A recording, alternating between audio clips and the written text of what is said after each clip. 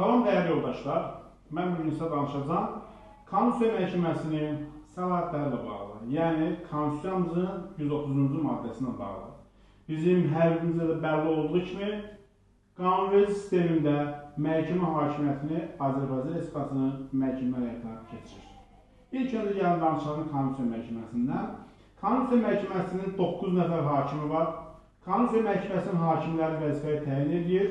Azərbaycan Respublikasının prezidentinin təqdimatı ilə Milli Məclis 63 səs çoxluğu ilə. Konstitusiya Məhkəməsinin 9 nəfər hakimi var. Konstitusiya Məhkəməsi niyə var? Gəlin bundan bağlı danışaq. Konstitusiya Məhkəməsinin əsasən 3 əsas səlahiyyəti var. Birincisi qeyd edirik ki, Konstitusiyamızı və qanunlarımızı şərh edir. İkincisi, mübahisəli məsələləri həll edir. Hansı mübahisəli məsələ? Qanunvericilik, məhkəmə və icra hakimiyyəti orqanları arasında yaranmış səlahiyyət bölgüsü ilə bağlı mübahisəli məsələləri həll edir. Və üçüncüsü, hüquqi aktların uyğunluğunu müəyyən edir. Konstitusiya Məhkəməsinin, yenə də qeyd edirəm, 3 əsas səlahiyyəti var. Birincisi, konstitusiya və qanunları şərh edir. İkincisi, mübahisəli məsələləri həll edir. Hansı mübahisəli məsələlər? Qanunvericilik, məhkəmə və icra hakimiyyəti orqanları arasında yaranmış səlahiyyət bölgüsü ilə bağlı. Və üçüncüsü, hüquqi aktların uyğunluğunu müəyyən edir. Birazdan bu hüquqi aktların uyğunluğuna bağlı geniş məlumat verəcəm sizə. Konstitusiya Məhkəməsinin bu 3 əsas səlahiyyəti yerinə yetirmək üçün 6 subyektin sorğusu nəzərdə tutulur.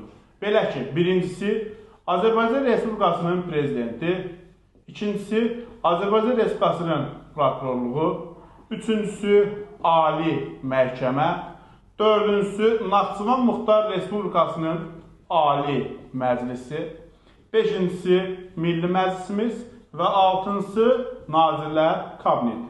Bu 6 subyektin hər hansı biri və ya bir neçəsinin sorğusu əsasında konstitusiya və qanunları şərh edir, mübahisəli məsələləri həll edir və də hüquqi aktların uyğunluğunu müəyyən edir. Gəlin biz sizə hüquqi aktların uyğunluğuna bağlı danışaq.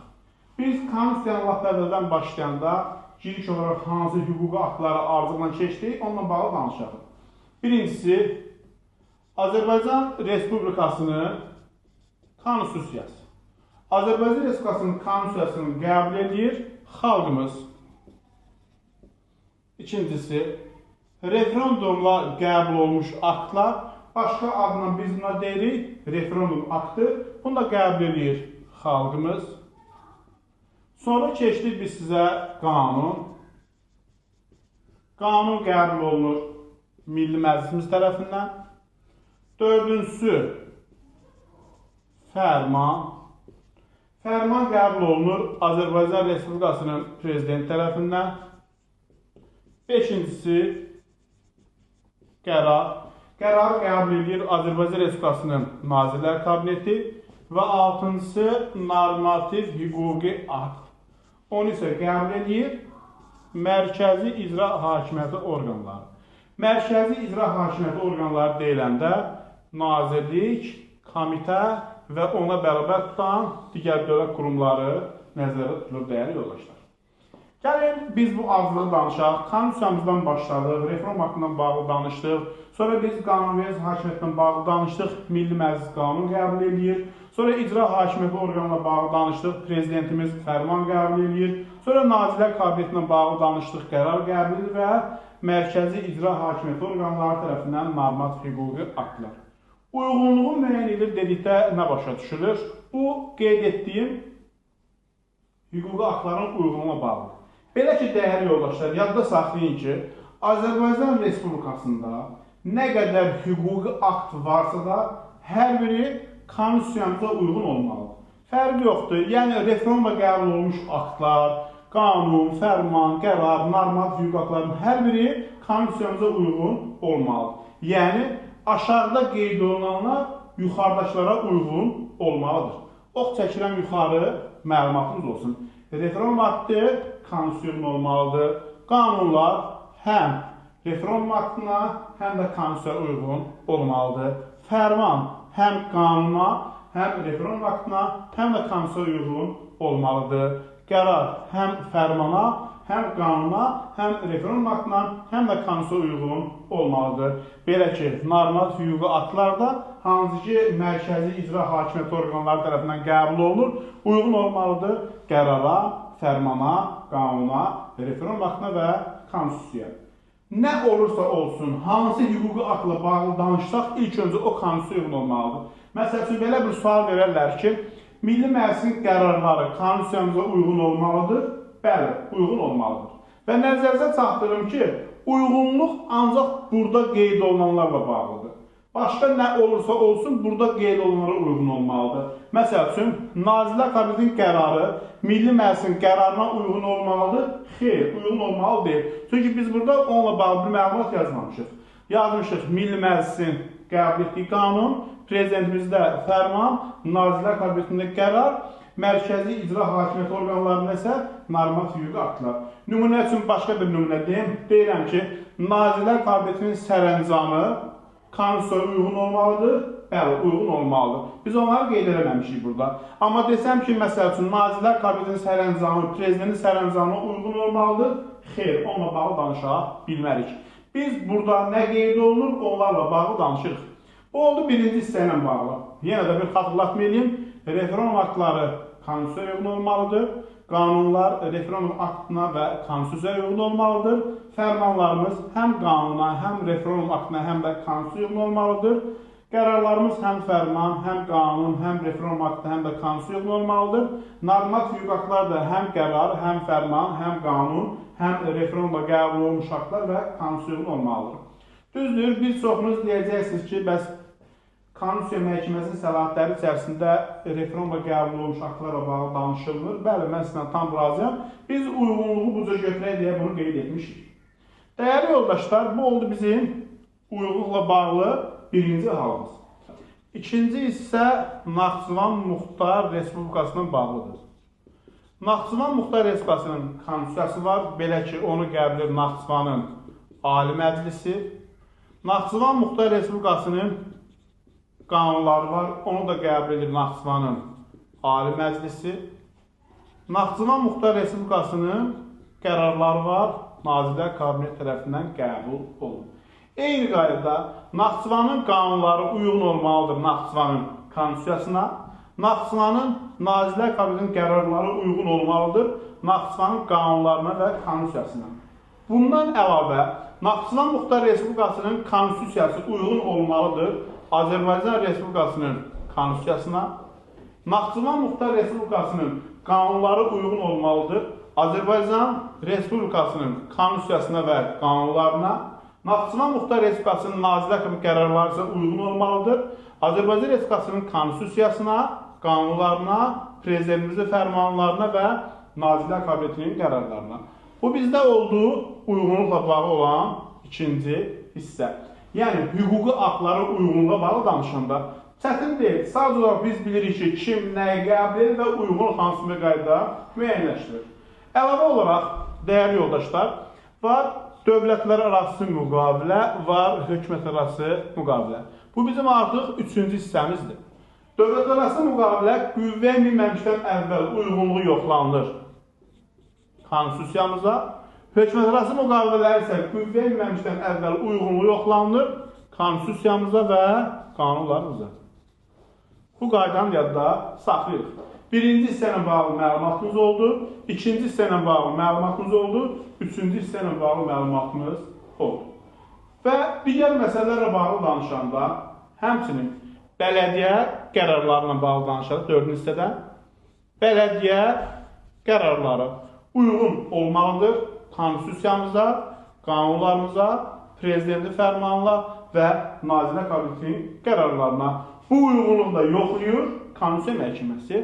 O cümlədən məhkəmə qərarları da uyğun olmalıdır konstitusiyamıza və qanunlarımıza. Bu uyğunluğu da yoxlayır Konstitusiya Məhkəməsi. Yəni, hüquqi aktların uyğunluğu yoxlanması anlayışı bu formada istifadə olunur. Bunların hər birinin həyata keçirilməsi üçün bu 6 subyektin hər hansı biri və ya bir neçəsinin sorğusu lazımdır. Dəyərli yoldaşlar, biz Konstitusiya Məhkəməsindən bağlı digər hissə ilə bağlı danışaq. Konstitusiya Məhkəməsinə əlavə olaraq müraciət ola bilər, sorğu ola bilər, şikayət ola bilər. Konstitusiya Məhkəməsinə kim müraciət edir? Müraciət edə bilər məhkəmələr.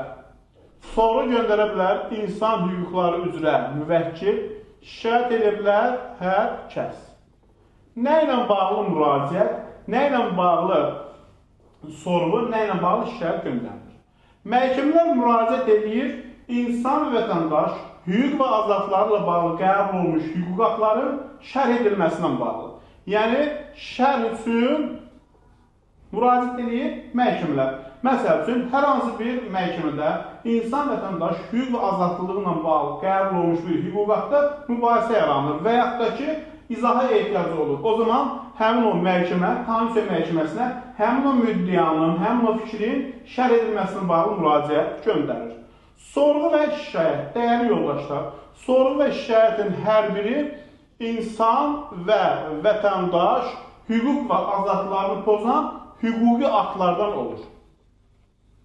Yadda saxlayırıq ki, hər hansı bir hüquqi aktla bağlı biz Ombudsmana, daha doğrusu biz Konstitusiya Məhkəməsinə şikayət edə bilərik, Ombudsman isə sorğu göndərə bilər. Bir nümunə deyim sizə. Tutaq ki, hər hansı bir A adlı dövlət orqanı və yaxud ki, A adlı bir bələdiyyə bir qərar qəbul edib, həmin o A adlı dövlət orqanının və ya A adlı bələdiyyənin qəbul etdiyi qərar vətəndaşların hüququnu pozur. O zaman vətəndaşlar və ya hər kəs Konstitusiya Məhkəməsinə şikayət edir ki, filan bələdiyyənin və ya dövlət orqanının qəbul etdiyi qərar bizim hüquqlarımızı pozur. Ay Konstitusiya Məhkəməsi, sən onun uyğunluğunu yoxla, gör, həqiqətən o bələdiyyənin qəbul etdiyi qərar Konstitusiyaya, qanuna, fərmana və ya nazirlərin qərarına uyğundur, yoxsa uyğun deyil. Uyğunluğunun müəyyənləşməsi bağlı şikayət edəcək. Kim? Hər kəs. İnsan hüquqları üzrə müvəkkil isə eyni məsələ bağlı sorğu göndərir. Məsəl üçün, eyni məsələ deyiləndə Ombudsman kənarda müşahidə edir ki, və ya Ombudsmana şikayət olunur ki, filan bələdiyyənin və ya dövlət orqanının qəbul etdiyi qərar vətəndaşın hüququnu pozur. Ombudsman bununla bağlı sorğu göndərir ki, uyğunluğu yoxlanılsın, həmin məsələyə baxılsın. Konstitusiya Məhkəməsinin müəyyən etdiyi müddətdə qanunlar, digər normativ aktlar və ayrı müddiaları, o cümlədən hökumətlərarası müqavilələr qüvvədən düşür. Bu nə deməkdir? Konstitusiya Məhkəməsi baxır, görür ki, hər hansı bir qanun, hər hansı bir hökumətlərarası müqavilə, hər hansı bir hüquqi akta ziddirsə, yəni Konstitusiyamıza ziddiyyət yaranır və yaxud da ki, qanunlara ziddiyyət yaranır, onu müəyyənləmiş müddətdə qüvvədən sala bilir. Amma dövlətlərarası müqavilələr qüvvəyə minmir. Bu nə deməkdir? Bu anlayışda işlədir ki, Konstitusiya Məhkəməsi dövlətlərarası müqavilələr bağlanan sonra onun uyğunluğunu yoxlayır. Konstitusiya uyğunluğu yoxlayır. Hər hansı Konstitusiyamıza uyğunluğu yoxlandığı zaman baxır ki, müəyyən ziddiyyəti var, onun qüvvəyə minməsinə bağlı heç bir əsas olmur. Yəni, qüvvəyə minmir həmin o dövlətlərarası müqavilə. O halda ki, Konstitusiyamıza ziddiyyət təşkil edir. Çünki dövlətlərarası müqavilə bağlandıqdan sonra Azərbaycan Respublikasında Milli Məclis tərəfindən ratifikasiya olunmalıdır, təsdiq olunmalıdır. Təsdiq olunmamışdan əvvəlsə müəyyən olmuş qayda Konstitusiya Məhkəməsi onun Konstitusiyaya uyğunu yoxlamalıdır. Əgər görsək ki, hər hansı bir qanunvericilik aktı kimi Konstitusiyamıza ziddiyyət var, o qüvvəyə minməyəcək. Biz danışırıq Konstitusiya Məhkəməsindən bağlı. Konstitusiya Məhkəməsi öz səlahiyyətlərlə bağlı qərar qəbul edir və qərarları dərc olunmalıdır. Bu qədər. Diqqətinizə görə sağ olun.